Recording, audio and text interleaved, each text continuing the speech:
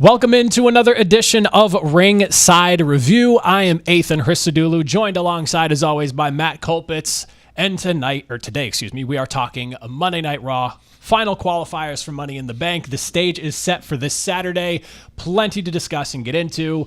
But first, Matt, I'm going to open up the floor to you before we talk about the qualifiers themselves from this past Monday.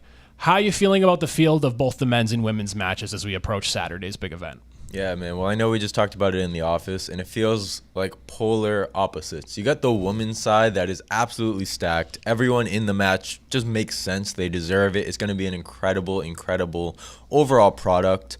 But then you look at the men's, especially who just qualified last, and it's just kind of all over the place. Doesn't really seem to be as unpredictable as the other one, and just doesn't seem like it might mesh as well. So yeah, really excited for the women's Money in the Bank, but cannot say the same for the men's.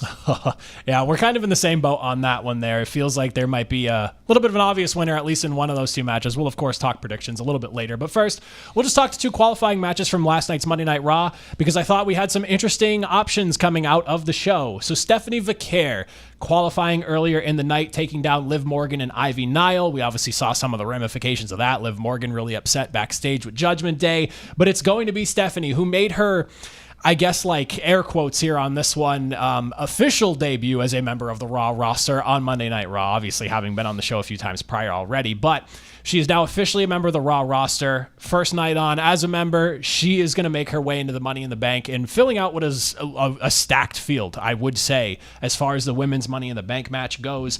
I want to ask you this, though. Stephanie Vaquer being new to the WWE side of things, but just like unbelievable in the ring, like unbelievable. And I respect the hell out of her for going into WWE and basically saying, I want to go to NXT first, cut my teeth there for a little bit, kind of brush up a lot of different things. She wants to learn the style of American wrestling. She wanted to brush up on her English. Like there was a lot she wanted to do in choosing to go to NXT. And she absolutely just wiped the floor in NXT with what she did over there. Putting her into this match adds so much unpredictability because you have her, of course, there's Julia, like, and amongst all the other newcomers, Roxanne and all of them. It's a stacked field from top to bottom. Is there a chance that in just her second match on the main roster, she's going to be walking away with the Money in the Bank briefcase? I do think there is a strong chance. I know we might mention the specific predictions later, so I guess I shouldn't spoil it. But I think there's a strong chance because the way I view this is like, I think of Rhea Ripley in the past maybe 2 years, kind of being like the phenom of the division. Like she felt very untouchable. She felt very much like it was like Rhea, and then you had like, you know, the other like 4 horsewomen, some of the other top stars, and then you had everybody else. This very much feels like the way that they've been pushing Vaquer through NXT, going on this dominant run. We might have the next kind of like trophy piece and the golden child of the women's division. So I wouldn't be surprised. They might just pull the trigger the way they've been booking her and presenting her. She was like a double champion down in NXT. Really heavily promoting her for the Worlds Collide show with AAA. And yeah, it's just, it feels very much like maybe, you know, one day they're going to be saying Stephanie Hogan, like down the line. But right now, she's the shiny new toy, so we can enjoy, and it's refreshing. So yeah, I do see kind of down the path, like her just going on a dominating run. So I wouldn't say I'd be surprised if she does walk away with a briefcase. Yeah, I feel like the presentation that she has gotten, even during her time in NXT, but now just like coming onto the main roster, bang, in the Money in the Bank, like she is being not only pushed, but like pushed to the moon. And I think she, like a phenomenal choice, and it adds great layers to what like Liv Morgan has going on currently with the Judgment Day, and a counterpart in that match in Roxanne Perez and her potentially coming away with that Money in the Bank briefcase on Saturday. So excellent choice there. I love the way the whole match worked itself out. And now having Stephanie, she's clearly going to be a prominent figure on Monday nights and for just WWE as a whole in the women's division. On the flip side of things, though, we had El Grande Americano qualifying for the final spot in the men's Money in the Bank match, going over AJ Styles and CM Punk. And this was something that I did not see coming. And in hindsight, I look at it and I go, this was kind of obvious because AJ Styles has something going on with the Intercontinental title still. And even like you saw Paul Heyman trying to persuade him to focus on that. Don't worry about the World Championship. Go after the IC Championship. Bring some recognition to that title because it needs it because of Dirty Dom carrying it. And then, of course, You have CM Punk, who cut that scathing promo about being the summer of Punk, and maybe I'm just a Punk fan and I'm getting swayed by everything he says every time he comes out, but it made me feel like there was really a good chance. But of course, ultimately, as the night rolled on, CM Punk interfering in the match that had Braun Breaker and Bronson Reed, and Seth Rollins literally telling him he's a dead man at the end of the match there. It spelled the end for what this match was going to be, and it was El Grande Americano for the win. There is a large group of people that think he can come away with the Money in the Bank briefcase. And like we were talking about before we got on here, it feels like there's only 2-ish people, maybe 3, that could realistically come away with that briefcase on Saturday for the men's side of things. And El Grande Americano feels like one of them. Yeah, I mean, look, I have so many gripes with this because I love Chad Gable. I think one superstar that has constantly been selected and picked by the fans to be like, he needs the push, is Chad Gable. But with that being said, you look at the backlash from this. The reason why this isn't being celebrated is because, the whole joke, it's not Chad Gable, whatever. I just don't see the payoff to this gimmick. He beat Ray Phoenix, however he's pronouncing it, at WrestleMania. He just beat CM Punk and AJ Styles in a qualifying match. They are booking him like strong. And it just, it's a little bittersweet because, yeah, it's cool. Chad Gable's finally getting these opportunities, but it's almost like a Cody Rhodes Stardust situation. It's like he would come out as Stardust and people would chant Cody. You want him to have these moments and highlights as Chad Gable because he deserves it, after all the work he's put in and just the caliber of a talent he is. So I don't know what the payoff is. Originally, he was going to go down and kind of, it was all for the feud with Penta to kind of just like become a lucha libre, learn all the dark arts, whatever he was saying. But it's just dragging. So I'm hoping maybe if he is to win it, like he comes out accidentally as Chad Gable and like cashes in or something, like just like to finally put this gimmick to rest. But yeah, I do see a strong possibility with the strong booking that he's getting, that he walks away with the briefcase. But definitely would not say it's what I want, nor did I expect him to win the triple threat. But I'm also not surprised.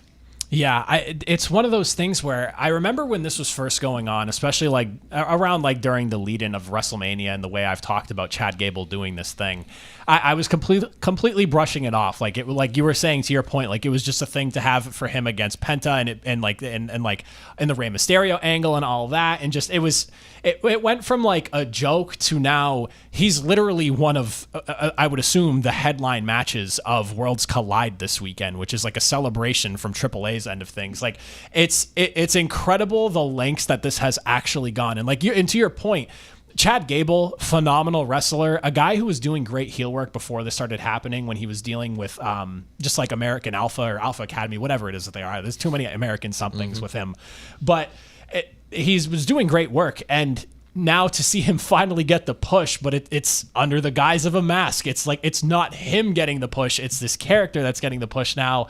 I mean, if you're Chad Gable, I'm sure you're pumped either way. But like as the fan of Chad Gable, I want to see Chad Gable get those opportunities because I look at him similar to like a Kurt Angle type of guy. Like he has that skill set. He is that type of wrestler. He's that accomplished on the outside of WWE. Maybe not a gold medalist the way Kurt Angle is, broken neck and yada, yada, yada, but still an unbelievable accomplished wrestler outside of WWE. So I'm excited to see what the payoff is because, again, to your point, I don't know what the payoff is here. I don't know where the buck stops with this at this point. I thought this was going to be done after WrestleMania, and here we are. It's a headline match for a big event outside of Money in the Bank, and he's in the Money in the Bank match, and he's a favorite to win now. Like, where does this stop?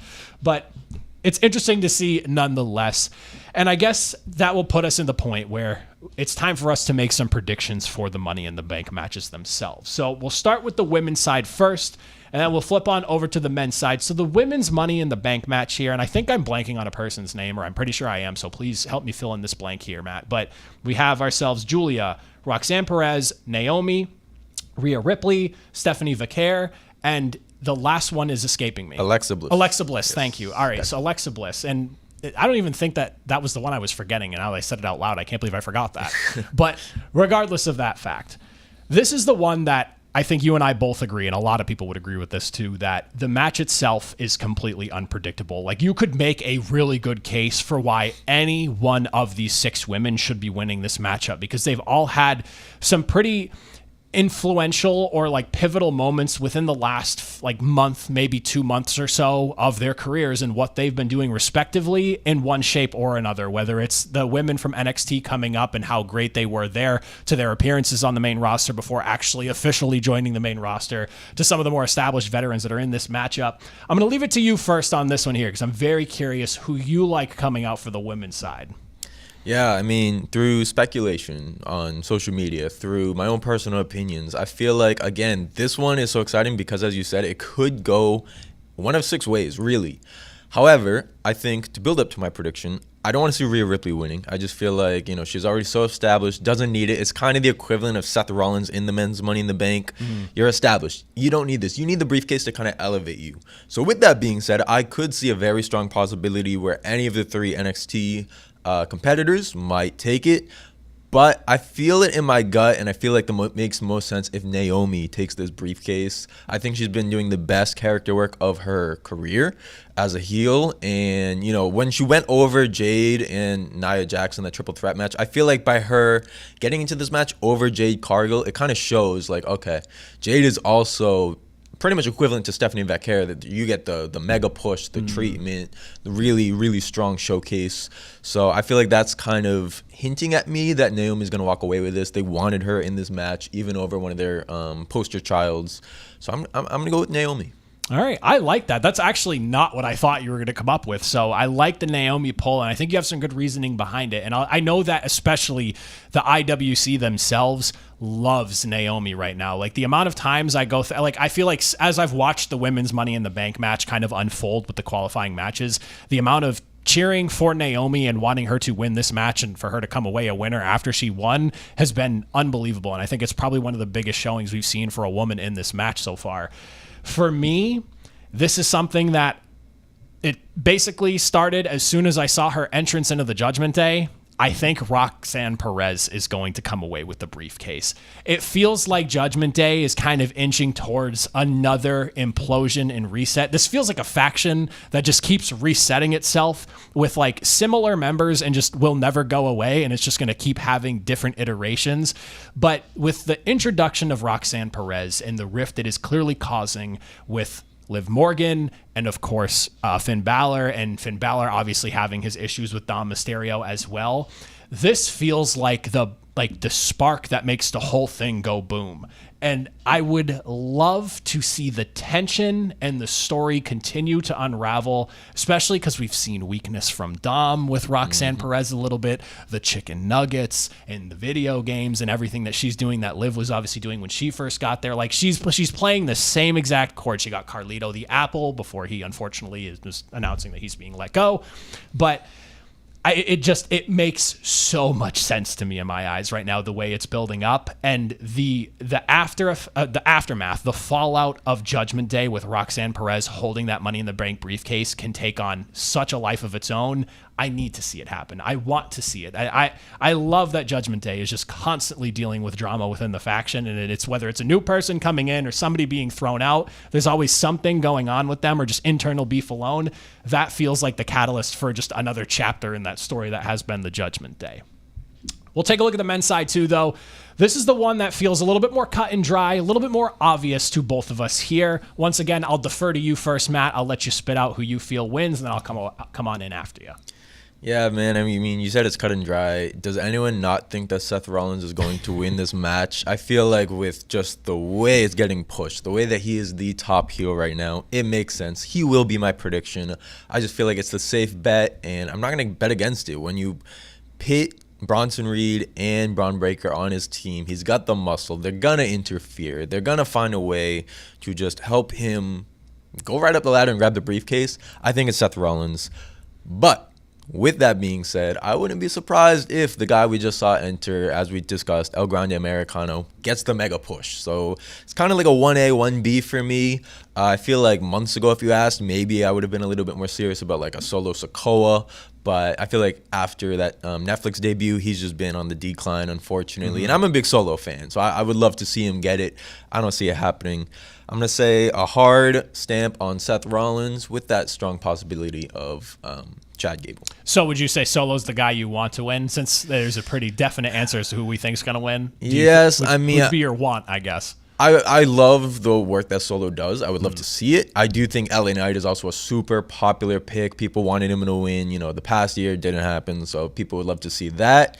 I mean, you have other fan favorites. Penta gets so much representation. Anyone has plenty of fanfare. I think personally, yes, I would like to see Solo. Okay. Come on. It's going to be Seth. Yeah, unfortunately, I'm going to have to side with you on this one. I do think there is a case to be made for either Penta or El Grande Americano. I think it just depends on how WWE wants to play that out, because it feels like, and this is more like business than anything else, WWE is making a massive expansion into the Mexican wrestling or just luchador wrestling market as a whole. And that feels like that's why part of the El Grande thing's going on. And of course, Penta getting the monumental push that he's been getting. It's clear they're trying to expand into that market as a whole. So I could see if you wanted to go nuclear heat way and have Grande Americano win and you give him the briefcase, or if you want to pander to the audience and just a fan favorite, you have the Penta option there as well. So like I can see like cases for that being made, but to your point, man, it's Seth Rollins. If anyone walks out of that match with the briefcase and it's not Seth Rollins,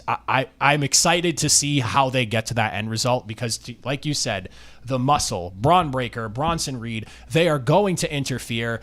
I've said before, and I'll say it again, like you look at Bronson Reed especially and Braun Breaker, like those are like two people put into one with the size and strength combination that both of them have. Like the numbers game is going to catch up, and we have seen in years past in Money in the Bank matches, I think back to like the Authority era when they took over their Money in the Bank and basically handed it to, I believe it was Randy Orton at the time, I think, if I'm remembering correctly. Like you remember that is basically what we're heading towards. There is a monster push going for Seth Rollins right now, maybe even bigger than everyone initially realized with the first pairing of him and Paul Heyman and Braun Breaker, and it's only going to continue to expand even further. I think this is his briefcase to win. We are heading headfirst into a massive run with a championship where Seth is basically going to take the belt hostage and Monday Night Raw hostage along with it as well. So I'm in the same boat with you there. I'm interested to see how things play out, and there's a piece of me that hopes we're both wrong with Seth Rollins, because I want to see the path that you and I seem to not be able to see as to how they get to anyone else. But we'll have to find out on Saturday. But that is it for us. As always, if you've made it to the end, greatly appreciate it. Matt, thank you for joining me once again for another edition of Ringside Review. We'll see you all next week after Money in the Bank and Monday Night Raw.